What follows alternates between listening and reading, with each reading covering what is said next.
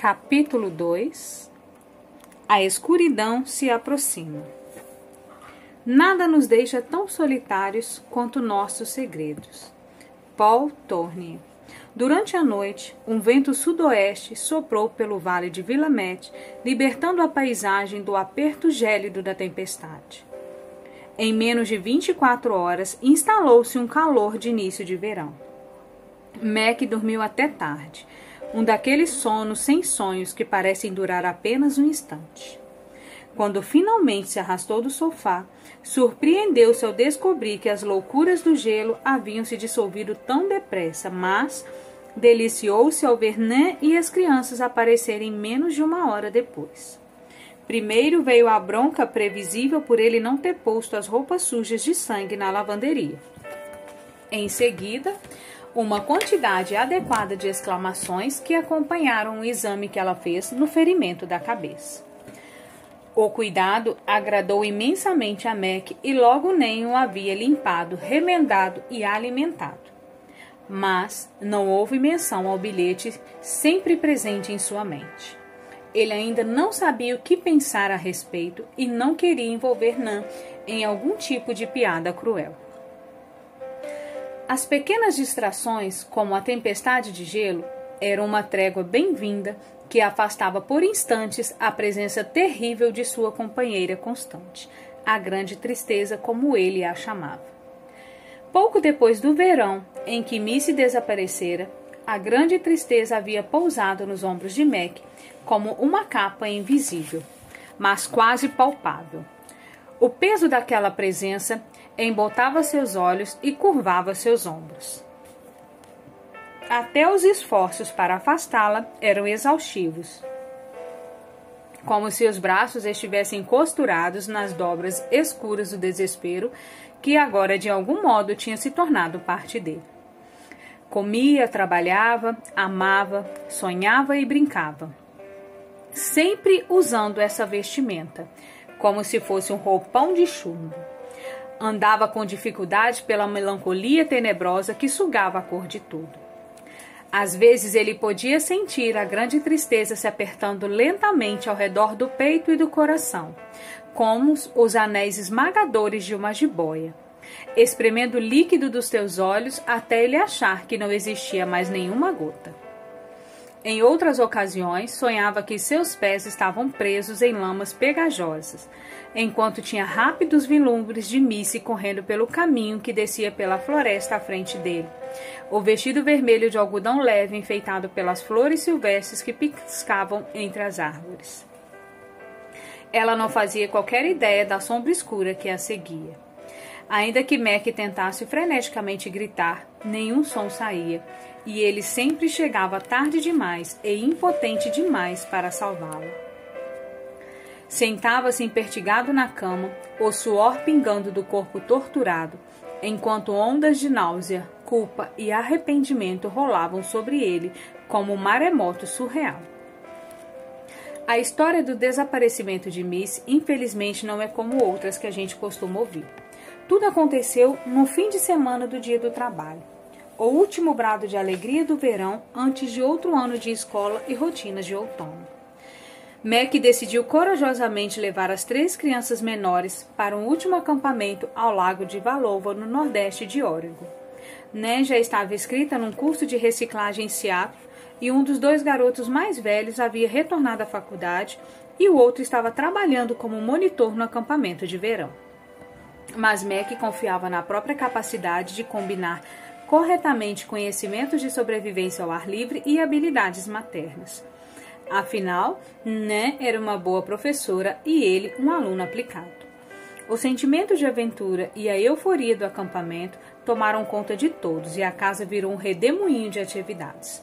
Num determinado ponto da confusão, Mac decidiu que precisava de uma trégua e se acomodou na cadeira do papai depois de expulsar Judas, o gato da família.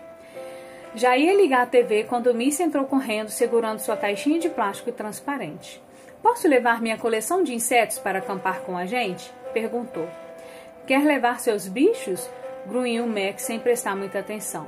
"Pai, eles não são bichos, são insetos. Olha, tem um monte aqui." Relutante, Mac deu atenção à filha que, vendo-o concentrado, começou a explicar o conteúdo do seu baú do tesouro. Olha, tem 2 gafanhotos. E olha aquela folha, é a minha lagarta. E em algum lugar por aí... Ali, está vendo minha joaninha? E tem uma mosca em algum lugar e umas formigas. Enquanto ela fazia o inventário da coleção, Max se esforçou ao máximo para demonstrar que estava atento, balançando a cabeça.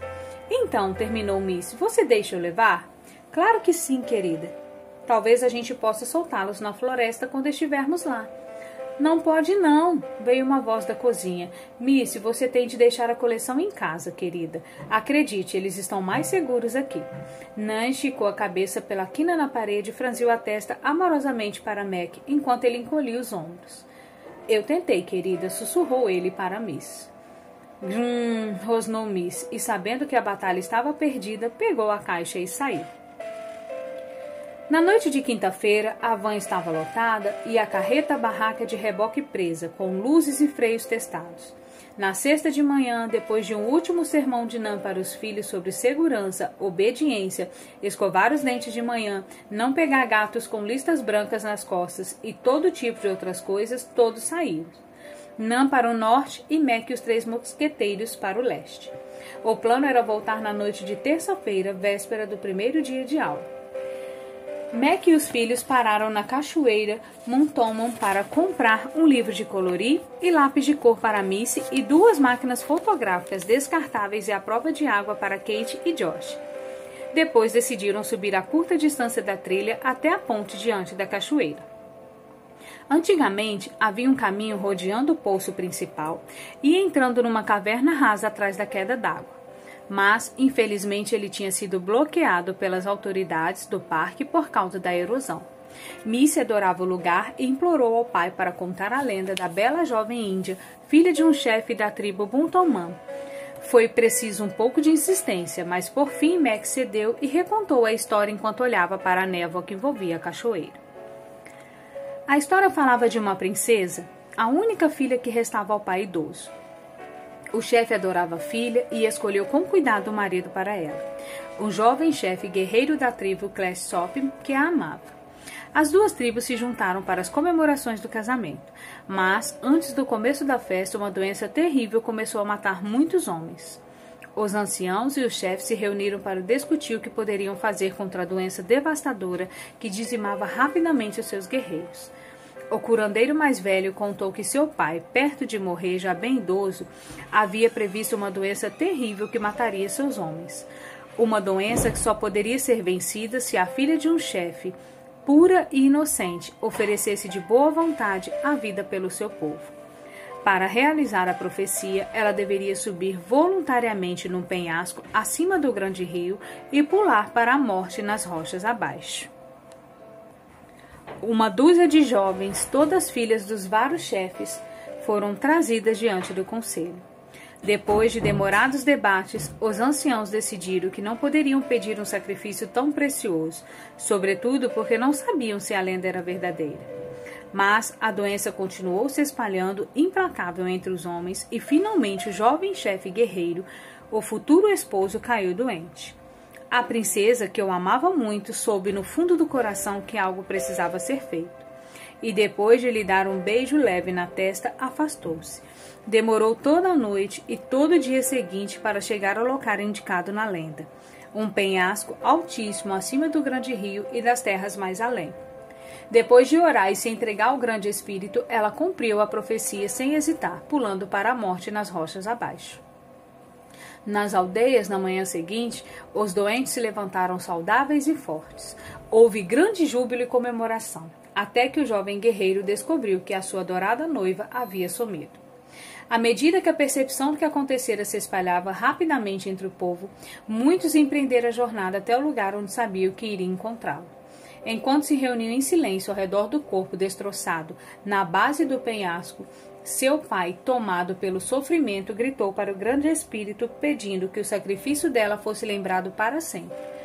Nesse momento, do lugar onde ela havia pulado, começou a jorrar água, transformando-se numa névoa fina que caía aos pés dele, lentamente formando um lago maravilhoso. Normalmente, Missy adorava a história.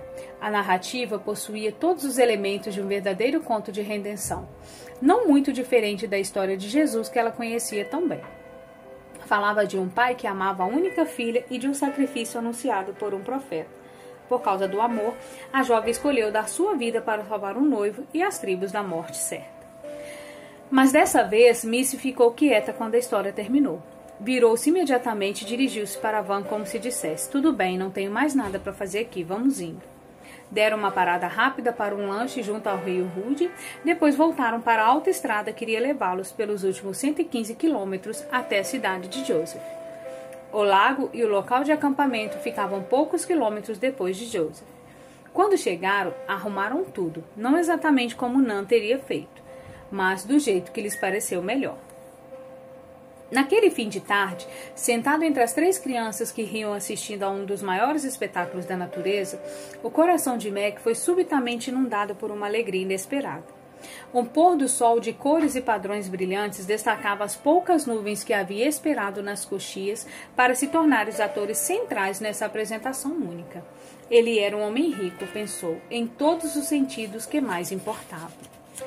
Quando acabaram de limpar os restos do jantar, a noite havia caído.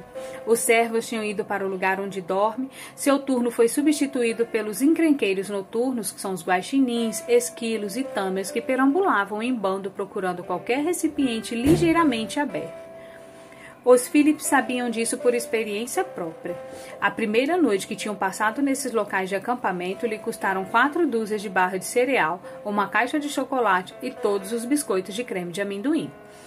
Antes que ficaram muito tarde, os 4 deram uma pequena caminhada para longe das fogueiras e das lanternas do acampamento, até um lugar escuro e quieto onde puderam se deitar e olhar maravilhados a Via Láctea, espantosa e intensa sem a poluição das luzes da cidade.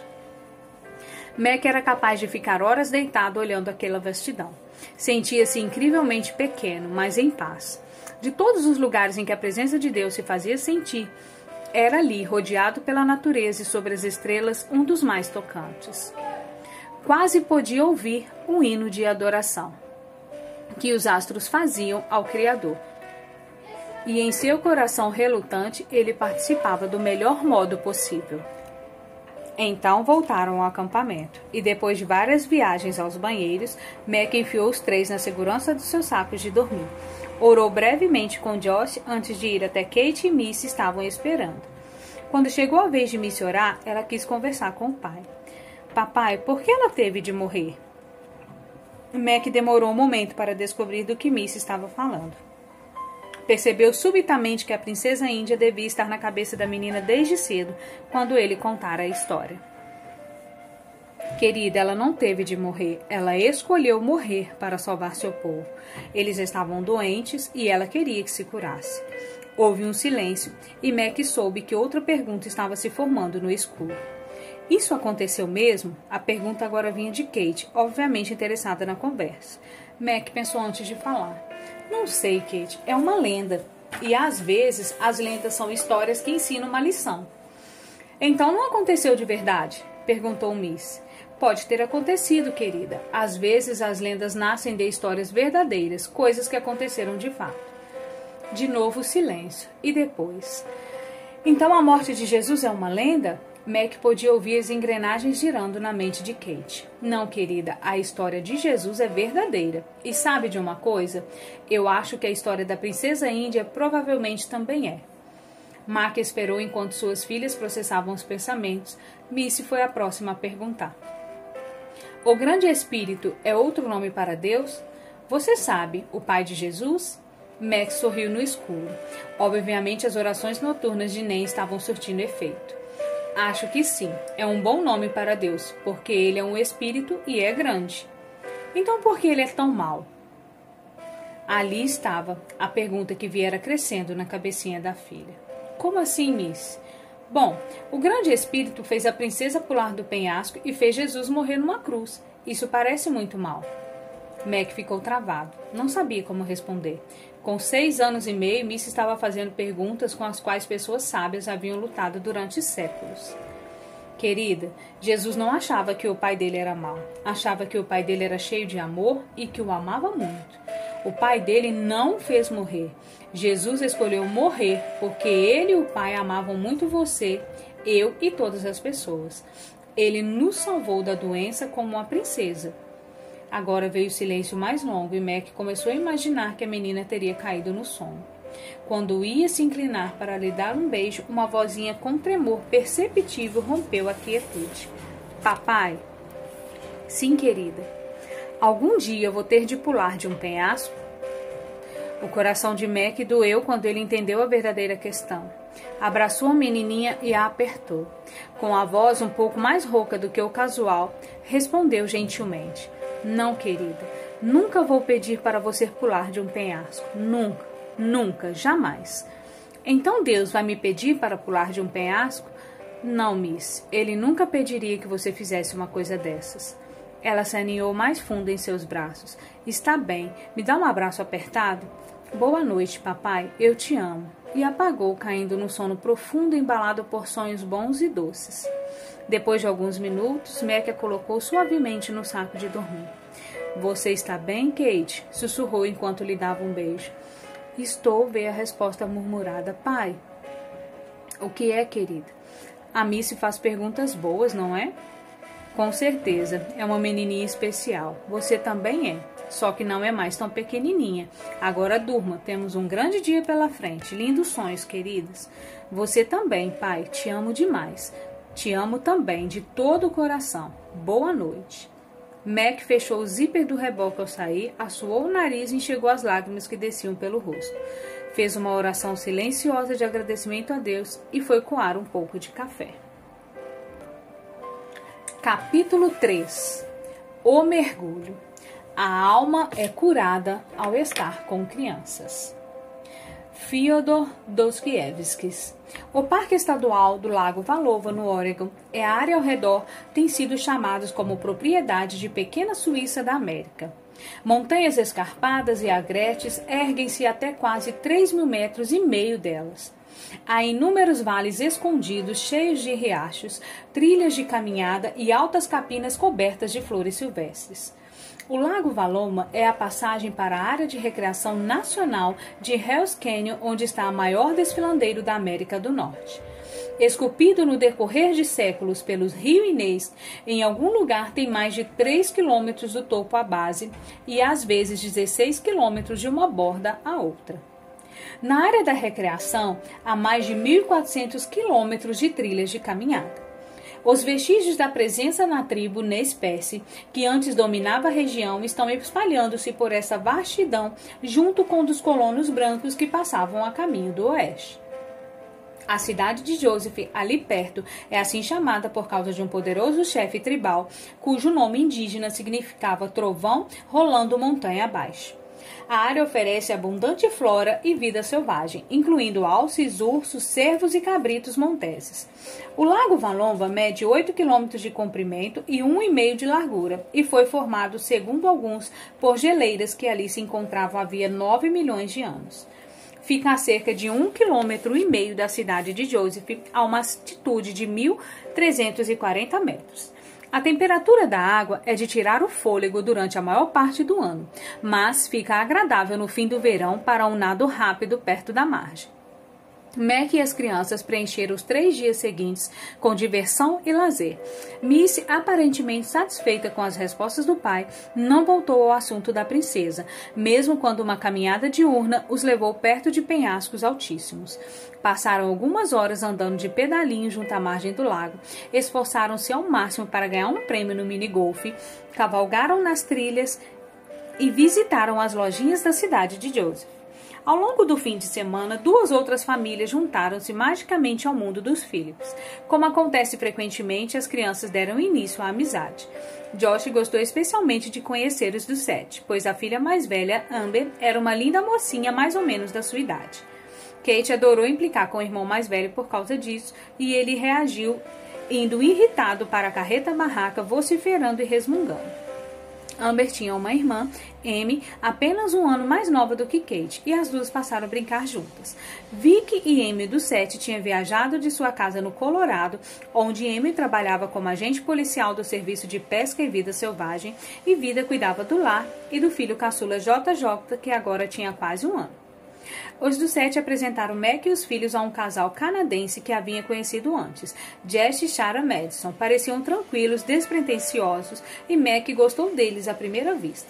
Os dois trabalhavam como consultores independentes, Jess na área de recursos humanos e Shara na de administração.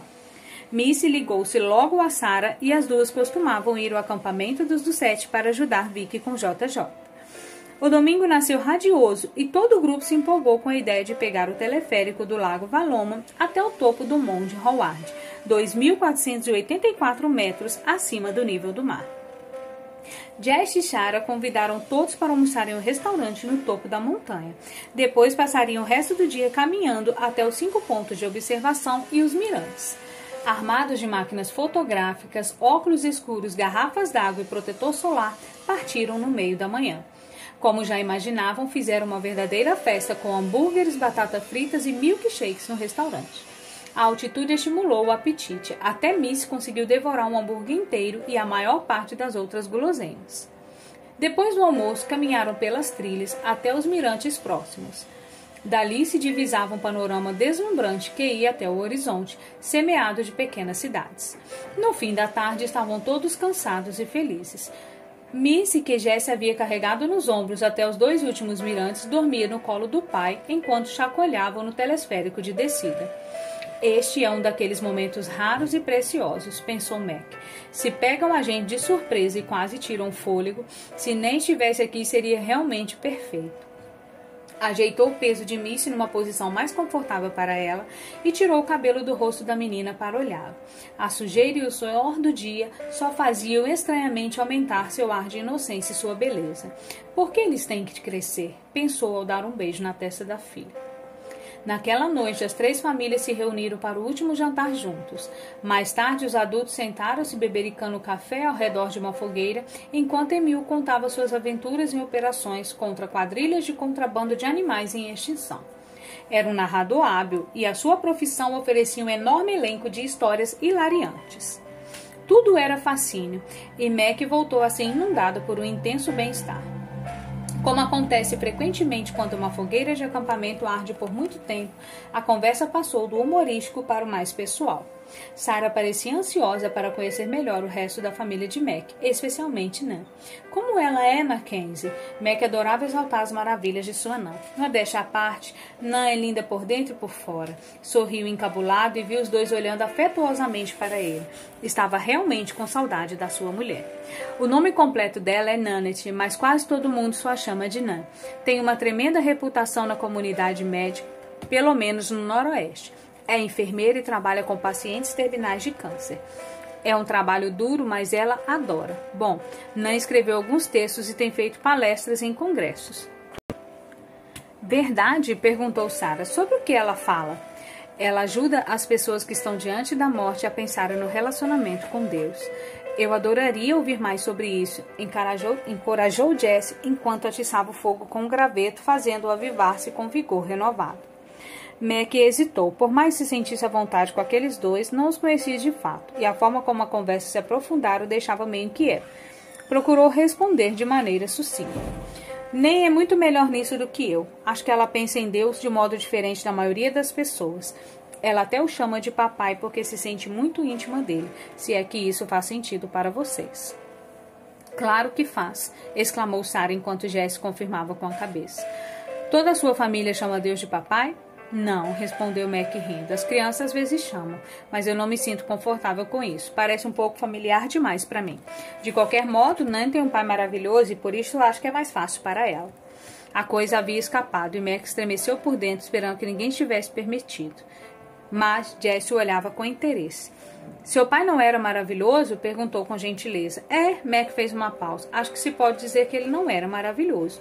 Morreu quando era criança, de causas naturais, riu, mas foi um som oco. Olhou para os dois, bebeu até morrer. Lamentamos muito, disse Shara afetuosamente. Bom, ele observou forçando outro riso. Às vezes a vida é dura, mas eu tenho muita coisa para agradecer. Seguiu-se um silêncio incômodo e Mac se perguntou por que estava falando sobre essas coisas com aqueles dois. Segundos depois, foi resgatado por um jorro de crianças que se derramaram do trailer para o meio deles. Para a alegria de Kate, ela e Amy haviam surpreendido Josh e Amber de mão dadas no escuro e queriam que todos soubessem. Josh estava tão fascinado que nem chegou a protestar. Quando os Madison se despediram de Mac e seus filhos, Sarah bateu carinhosamente no ombro do novo amigo. Depois foram andando pela escuridão até o acampamento dos Sete. Mac ficou olhando-os até não conseguir mais escutar seus sussurros e a luz oscilante da lanterna deles desaparecer. Sorriu e virou-se para arrebanhar sua turma para a direção do saco de dormir. As orações foram feitas, seguidas por beijos de boa noite e risinhos de Kate conversando baixo com o irmão mais velho. E finalmente silêncio. Mac arrumou o que pôde usando a luz das lanternas e decidiu deixar o resto para o dia seguinte. De qualquer modo, só planejavam deixar partir no início da tarde. Encheu seu último copo de café e sentou-se bebendo-o diante da fogueira que se havia consumido até só restar uma massa faiscante de carvões incandescentes. Estava sozinho, mas não solitário. Esse não era o verso de uma música conhecida? Não tinha certeza, mas se conseguisse lembrar, procuraria o CD quando chegasse em casa. Hipnotizado pelo fogo e envolvido por seu calor, orou principalmente orações de agradecimento. Tinha consciência do privilégio que receberam. Bênçãos provavelmente era a palavra certa. Estava contente, descansado e em paz. Mac não sabia, mas em menos de 24 horas suas orações mudariam drasticamente. A manhã seguinte, apesar de ensolarada e quente, não começou tão bem. Mac acordou cedo para surpreender as crianças com um café da manhã especial, mas queimou 2 dedos enquanto tentava soltar as panquecas que havia grudado na frigideira. Reagindo à dor lancinante, derrubou o fogão, a frigideira e as tigelas de massa no chão arenoso. As crianças, acordadas pelo barulho e pelos palavrões ditos em voz baixa, vieram ver o que estava acontecendo. Começaram a rir quando descobriram o que era, mas bastou um isso não é engraçado de Mac para voltarem para dentro da barraca rindo escondidas enquanto olhavam pela janela de tela. Assim, em vez do planejado, o café da manhã se resumiu a cereal frio com creme de leite diluído, já que o resto do leite fora usado na massa de panqueca. Mac passou a hora seguinte tentando arrumar o acampamento com 2 dedos enfiados num copo de água gelada. A notícia devia ter se espalhado porque Sarah Madison apareceu com material de primeiros socorros para queimaduras. Minutos depois de ter seus dedos cobertos por um líquido esbranquiçado, Mac sentiu a ardência diminuir. Mais ou menos nessa hora, tendo terminado suas tarefas, Josh e Kate vieram perguntar se poderiam dar o último passeio na canoa dos Sete, prometendo usar coletes salva-vidas. Depois do inevitável não inicial e da insistência dos filhos, Mac finalmente cedeu. Não estava muito preocupado. O acampamento ficava pertinho do lago, e eles prometeram não se afastar da margem. Mac poderia vigiá-los enquanto continuava a guardar as coisas. Miss estava ocupada colorindo o livro da cachoeira Mutomã. Ela é linda demais, pensou Mac olhando embevecido a filha enquanto limpava a sujeira.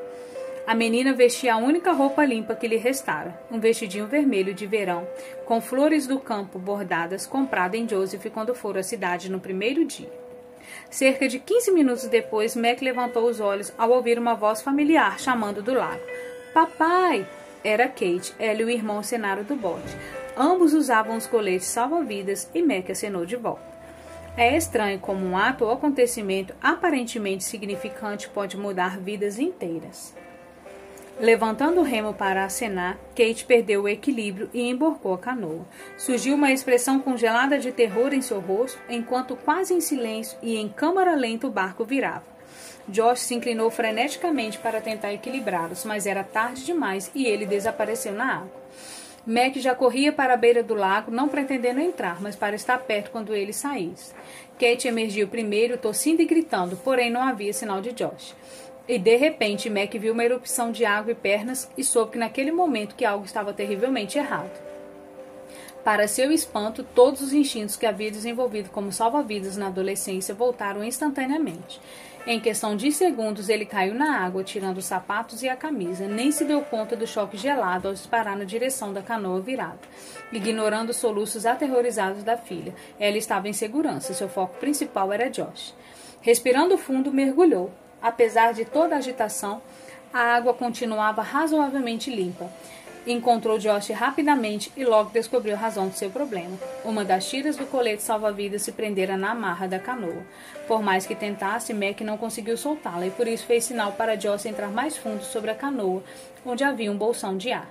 Mas o pobre garoto estava em pânico tentando livrar-se da tira que o prendia embaixo da água sobre a borda da canoa. Mac veio à superfície, gritou para Kate nadar até a margem, sugou todo o ar que pôde e mergulhou pela segunda vez. No terceiro mergulho, sabendo que o tempo estava acabando, percebeu que tinha duas alternativas: tentar livrar Josh do colete ou virar a canoa. Escolheu a segunda opção. Se foram Deus e os anjos ou Deus e a adrenalina, ele jamais teve certeza. Mas na segunda tentativa conseguiu virar a canoa, libertando Josh da amarra. O colete manteve o rosto do garoto acima da água. Mac emergiu atrás de Josh, agora frouxo e inconsciente, com sangue escorrendo de um talho na cabeça, que a canoa acertara quando Mac a virava de volta. Começou imediatamente a fazer respiração boca a boca no filho do melhor modo que podia, enquanto outras pessoas o ajudavam a puxá-lo em direção à parte rasa. Sem saber os gritos ao redor, Mac se concentrou na tarefa com o pânico borbulhando no peito. Quando os pés de Josh tocaram o terreno firme, o garoto começou a tossir e a vomitar água e o café da manhã. Aplausos empolgados irromperam ao redor, porém Mac não deu a mínima. Dominado pelo alívio e pela descarga de adrenalina resultante do esforço, começou a chorar. E de repente, Kate estava soluçando com os braços em volta de seu pescoço enquanto todos riam, choravam e se abraçavam. Dentre os que haviam sido atraídos pelo barulho estavam Jesse Madison e Amy do set. Em meio à confusão de gritos de alegria e de alívio, Mac escutou a voz de Amy sussurrando: "Desculpe, desculpe, desculpe." A canoa era dele, poderiam ter sido seus filhos. Mac o abraçou e disse quase gritando em seu ouvido: "Pare com isso, não foi culpa sua, e estão todos bem." Amy começou a soluçar com as emoções subitamente liberadas de uma represa de culpa e medo contido. Uma tragédia fora evitada. Pelo menos era o que Mac pensava.